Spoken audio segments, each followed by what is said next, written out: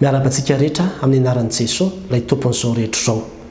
Andriamanitra Mpanafaka, ny Andriamanitrao. Izay indray riavana ny lohatenin'ity vidéo manaraka ity. Raha mijery ny soratra masina isika dia mahita tantarana fanafahana be dia be izay voasoratra ao maneho fa mpanafaka Andriamanitra. Raha tsy resaka fa tsy ny tantaran'ny zanak'Israely ohatra. Naniraka mpanompo isan-karazany Andriamanitra ny sahirana mihitsy nanafaka azy ireo, na tamin'ny fanandevozana, na tamin'ny fahababoana, na tamin'ny fampahoriana isan-karazany izay nahazo azy ireo. Ary ny mpanao salamo any amin'ny salamo fa-100, andininy fa-70 sy ny fa-70, andininy fa-5 dia milaza mihitsy manao hoe mpamonjy sy mpanafaka ianao Andriamanitra. Zany hoe tena toetra n'Andriamanitra mihitsy ity hoe mpanafaka ity. Ary sarobidy amin'Andriamanitra resaka fanafahana io satria rehefa nanome ny lalàna ho an'ny zanak'Israely izy any amin'ny Exodus 2:20 nanomboka nanome ny lalàna mihitsy dia tonga dia ny zavatra voalohany indrindra nosoratana dia lalàna ny amin'ny fanafahana ny olona ho andevo. Satria ambarana amin'ny 2 manao hoe raha mividy andevo Hebreo ianao izy dia enitaona no anompony, ary amin'ny taona fa-7 dia hiala ho afaka fotsiny izy. Hiala ho afaka fotsiny izy. Zany ny zavatra voalohany indrindra mihitsy. Matoa nataon'Andriamanitra voalohany indrindra io lalàna mahakasika ny fanafahana ny olona ho andevo io dia sarobidy amin'Andriamanitra izy. Ny zanak'Israely raha teo vao andevo nandritra ny taonjato maro tany Egypta no nasorony. Sarobidy amin'Andriamanitra ny fanafahana zany. Ary amin'ny dikan'io zany dia ny hoe raha misy olona zany ka hoe lasa andevo izy tamin'izany fotoana izany moa mahatonga ny olona ho andevo dia na hoe tsy manam-bola izy fa mahantra zany, na koa izy hoe asa nitrosa izy dia tsy voalohany no nitrosany dia lasa andevo izy hanefany any nitrosa iny, na ihany koa hoe ny ray aman-dreny mihitsy no mivarotra azy ho andevo tahaka ny nahazo andry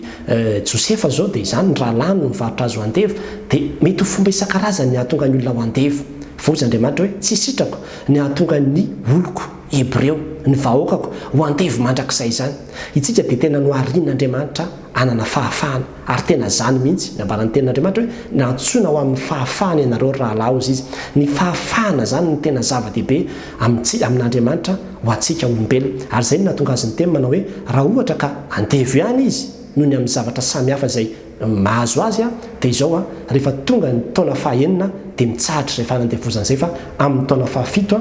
dia afaka daholo ny andevo rehetra. Ary io taona faha-7 io teo amin'Israely dia antsoina hoe année sabatika, tena taona spesialy io izay anafahana ny olona tsy amin'ny resaka hoe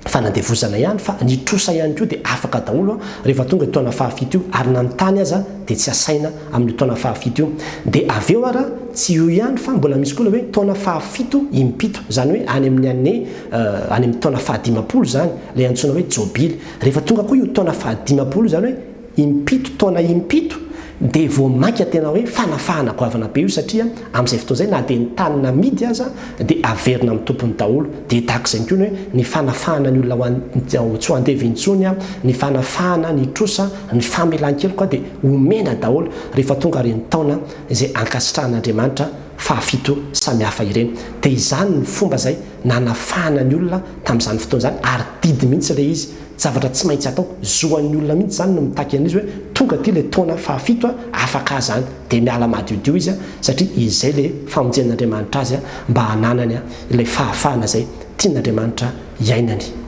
Dia rehefa tonga riavana ny testamenta vaovao dia nanome antsika zavatra tsara lavitra noho izany Andriamanitra. Tsy fanafahana isaky ny fito taona intsony fa tena fanafahana isan'andro isan'andro mihitsy. Ary ozy izy ny ambarana any amin'ny Luka 4:7-7 rehefa tonga Jesosy Kristy Tompo dia namaky teny tao amin'ny sinagoga tamin'ny andro sabata dia ozy izy amin'ny 7:7 manao hoe ny fanahin'i Jehovah Tompo no ato amiko satria nanositra hitory teny somafaly amin'ny malahelo izy, naniraka hitory fandefasana amin'ny mpifatotra izy sy fampahiratana amin'ny jamba, anafaka ny mampahoriana hitory ny taona ankasitrahan'i Jehovah. Io dia miverina indray le hoe hanafaka. Zany ny mission an'i Jesosy Kristy, hanafaka zay rehetra ampahoriana. Ary raha misy ny tena zavatra mampahory ny olombelona indrindra dia ny fahotana riavana. Be dia be no ziogainy ny fahazaran-dratsy sy ny fahotana sy ny karazana faharatsiana samihafa itsika olombelona. Ary nahatonga ny Paoly mihitsy any amin'ny Romanina 7 ilaza manao indrisy olo mahantra iza no hanafaka amin'ny tenanyity fahafatesana ity, ilay ota io mamatotra antsika io ka manandevo antsika isan'andro nefa dia tady io fa tsy sitraka Andriamanitra zany. Ary zay no nahatonga anazy naniraka ny zanany naniraka an'izany mba hanafaka atsika ao anatin'izany rehetrarehetra hitory ilay taona ankasitrahan'Andriamanitra ozy izy toy izy ianao hoe isaky ny fahafiry taona ary ilay taona ankasitrahan'Andriamanitra tsy isaky ny fahafiry taona intsony fa isan'andro isan'andro ary izany mihitsy ny ambaran'ny tenin'Andriamanitra any amin'ny Korintianina faharoa toko fahaenina andininy faharoa ozy izy manao hoe fa hoy izy tamin'ny taona ankasitrahana no niainoko anao ary tamin'ny andro famonjena no namonjeko anao indro ankehitriny no andro ankasitrahana indro ankehitriny no andro famonjena izany nambaran'i Paoly tamin'ny kristianina tany Korinto hoe aza manamavy ny fahasoavan'Andriamanitra ozy fa izao fotoana iainantsika izao ilay fotoana izay ankasitrahana satria ny fahatongavan'i Jesosy Kristy teto ambonin'ny tany ilay fahatongavan'ilay Mesia izay ambarany eo amin'ny Isaia toko 7:70 nambara teo ihany dia ilay vanim-potoana ankasitrahan'Andriamanitra izay hitondrana ny famonjena ho an'ny olona fahatanterahany faminaniana rehetra ny fahatongavan'i Jesosy Kristy ary izay ilay fahatongavan'izay ilay fotoana izay ankasitrahan'Andriamanitra iainon'Andriamanitra sy amonjen'Andriamanitra ny olona ary izay nahatonga an'i Jesosy manao hoe raha ny zanaka ny manafaka anareo izy dia ho afaka tokoa ianareo dia ny tena mahafinaritra dia hoe ilay fanafahana zany tena didy mihitsy ianao zany rehefa mahatsiaro hoe ny fahatongavan'i Jesosy Kristy dia efa maneho hoe tonga ilay taona ankasitrahan'Andriamanitra dia efa manana zo afaka mihitsy ianao zo mihitsy zany ilay fahafahana amin'izay fotoana satria izao ilay taona ankasitrahan'Andriamanitra izao ilay jobily izao ilay année sabatika izao ilay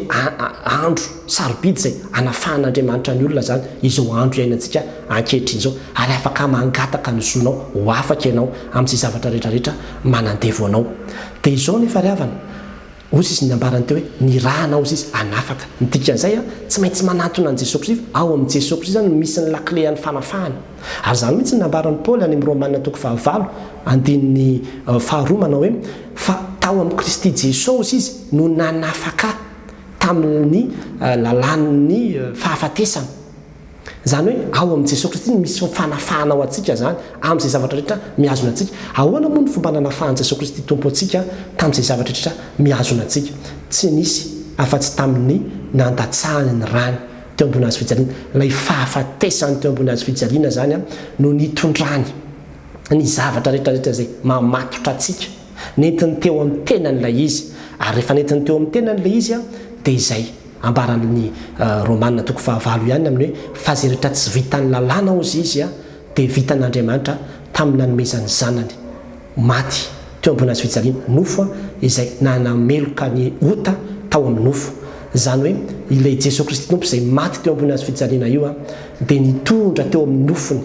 ny fahotantsika ny faharatsitsika ny zavatra izay mamatopatotra antsika ary izay ny nanafahany antsika dia izao andro ankehitriny izao afaka mandray ilay fanafahany ianao tsy andro 7 taona intsony na andro 50 taona fa izao sitrak'Andriamanitra ny anafaka antsika ry havana dia ahoana ary no atao zany ny ataonao dia izao fotsiny manatona an'i Jesosy Kristy manatona ny azo fijaliana ambarako matetika eto amin'ity pejy ity zany amin'ny hoe ny fanafahana antsika dia tsy misy ivelan'ny azo fijaliana na inona zavatra mamatotra anao ninona zavatra mampahory anao dia izao manatona amin'ny azo fijaliana fa efa nisy mpamonjy ny rahan'Andriamanitra hitondran'izany dia tena atolory fotsiny hoe Jesosy inty aho amin'ny alalan'ny vavaka zany nanaovanao an'izany teny ataonao amin'ny finoana zany hoe inty a Jesosy ireto avy ny zavatra mamatotra ireto avy ny zavatra mangeja ireto avy ny zavatra izay mihazona dia atolotra anao reto ankehitriny indrindrandrindra ny fahotana sy ny karazana faharatsiana samihafa atolotra ao an'i Jesosy Kristy tompo ilay izy dia tena minana hoe nyraisiny teo amin'ny tenan'ilay izy nyraisiny teo amin'ny tenan'ilay izy dia ireny indrindra mihitsy ny nahafaty azy ireny indrindra mihitsy ny nanomboana azy matiny amin'ny fahotantsika izy raha minao an'izany ianao zany dia dika izay niara-maty tamin'i Jesosy Kristy tompo teo koa zany ny fahotanao levona niaraka tamin'ny tenany teo ny ota ary izay no mahatonga antsika hoe afaka isika rehefa minao izay avitra nataon'i Jesosy tompo teo ambony azy fijaliana izay ianao dia izay ianao atona hoe olonafaka ary izay ilay fanafahana tadiavin'Andriamanitra amintsika dia isan'andro isan'andro fa tsisy hoe isaky n'izao taona intsony ary izay ilay andro fahasoavana izay ilay famonjena lehibe izay omen'Andriamanitra n'izao tontolo izao ka amin'izao fotoana izao mbola fotoana fahavelomanao dia mbola fotoana ny fanafahana anao zany mbola fotoana fiainon'Andriamanitra zany mbola fotoana ny famonjen'Andriamanitra zany aza manamavo ary zany mihitsy nahatonga ny Paoly amin'ny Korintianina toko faharoa teo ihany eo amin'ny andininy voalohany teny aza manamavo ny fahasoavan'Andriamanitra ozy izy manao hoe ary izahay dia mpiara-miasa aminy ozy izy dia mangataka aminareo koa mba tsy handraisanareo foana ny fahasoavan'Andriamanitra zany hoe aza hamaivaninareo ilay fahasoavan'Andriamanitra le fahasoavan'Andriamanitra dia le famonjena ny olona rehetra amin'izao andro ankehitriny zao aza maivaninareo zany. Ny sabata zany ho antsika dia tsy isaky ny 7 taona na isaky ny 15 taona na isaky ny andro fahafito intsony fa isan'andro dia misy fitsaharana tsy mety tapitra araka ny ambaran'ny Hebreo toko fa 4:7 tsy mety tapitra tsony ilay fitsarana zay omen'Andriamanitra antsika fa ao amin'ny Jesosy Kristy tompo raisitsika isan'andro amin'izay zany fa tsy hoe isaky ny 7 andro na isaky ny 7 taona na isaky ny 15 taona tsy izany tsony ny sabata antsika fa ny fitsarantsika dia osy izy le niteny manao hoe makanesa ty amiko ianareo ohatra izay miasa fatratra sy mahavesatra eta fa izao nanomenareo fitsarana eto eo amin'ny Jesosy ny zavatra mamatotra anao dia atolory azy omboana eo amin'ny azy fijaliana ao amin'ny miaraka aminazy eo dia rehefa mino an'izay ianao manaiky an'izao vita ny vavaka izay ataonao dia afaka ianao raiso fa izao ny fotoana didy mihitsy ilay fanafahana didy mihitsy hoe isaka an'izao dia afaka ianao ka rehefa tonga ilay fotoana fanafahana izay ankehitriny izao dia tsy azo tazomina mihitsy ianao fa tsy maintsy afaka ianao rehefa mino hoe tonga ilay fotoana fanafahana tahaka izany ny tamin'ny testamenta taloha ary tsy mbola miova fa no hamafisina sy no hatsaraina taty amin'ny testamenta vaovao tamin'ny alalan'i Jesosy Kristy tompo izany lalàna izany aza mitoetra ho andevy mandrakizay izany driavana nefa dia izao araka le tantara vakiana tao amin'ny Exodus toko 20 teo dia hoe misy olona zay hoe afaka ny safidy io zay za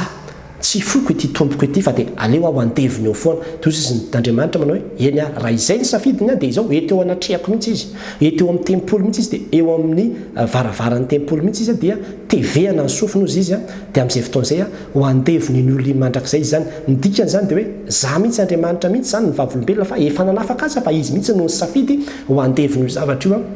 mandrakizay safidy le izy ka raha ohatra anao ka mbola ite safidy ho andeviny io tao ihany dia manaja ny safidinao koa Andriamanitra manaja ny safidinao Andriamanitra ka anjara antsika ry hafa fa raha ny sitrapon'Andriamanitra dia hoe ny ho atonga antsika rehetra ho afaka ao amin'ny Kristy ary zany raha toy ny nahatonga ny zanany maty teo ambony azy fijaliana raiso ny avotra sy ny famonjena ary ny anjara fanafahanao amin'ity an'io ity mivavaha dia ho hitanao fa raha ny zanaka tokoa ny manafaka dia ho afaka ianao ninonninona fa matorana mahazo anao efa betsaka no nijoro vavolombelona any amin'izany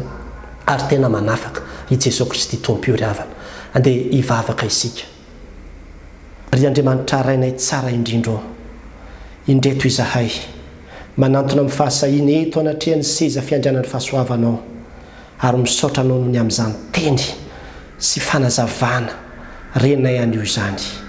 misaotra anao izay fa nanomeanay famonjena tsara lavitra noho ny amin'ny testamenta taloha ianao tamin'ny alalan'i Jesosy Kristy zanakao ilay maty teo ambony azy fijaliana hitondra ny fahotanay koa indreto izahay Andriamanitra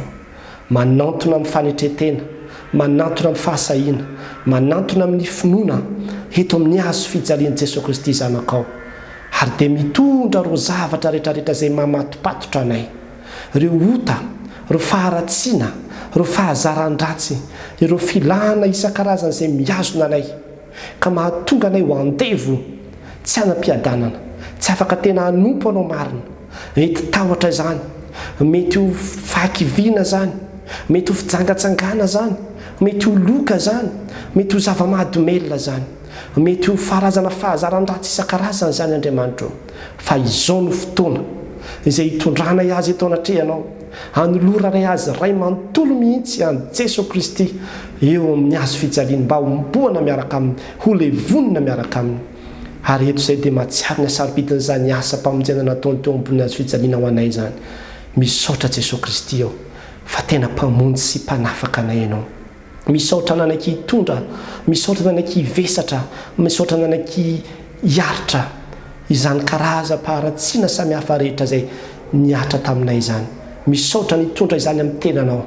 ary ankehitriny dia raisinay amin'ny finoana ny fanafahana sy ny famonjenanay amin'ny alalan'i Jesosy Kristy ilay maty teo ambony azy fijaliana ny solovonanay ary dia misaotra Andriamanitra ka nizaniza manaraka izao vavaka izao dia tononoko amin'ny anaranao Jesosy Kristy tompo ny fanafahana azy ireo ny famonjena azy ireo ny fanavotana ho azy ireo fa izao indrindra no fotoana kasitrahana ary izona indrindra no mitaka izany satria fotoana fanafahana voatendrinao hamonjena izao tontolo izao andro ankehitriny izao aza vela isalasala izay na hitoetra ao ambanin'ny fanandefozan'ny Satana sy ny ota fa hiala ao anatin'izany Andriamanitra ka hanompo anao hitady anao ilay Andriamanitra marina ilay Andriamanitra tia anay ka manafaka anay sy mamonjy anay dia misaotra Andriamanitra no ny amin'izany zavatra rehetra izany ary tehirizo ny fanafahana izay omenao anay amin'ity anio ity amin'ny alalan'i Jesosy Kristy zanakao izay anaovanay sy ankatahana ihany koa izany vavaka izany. Amen.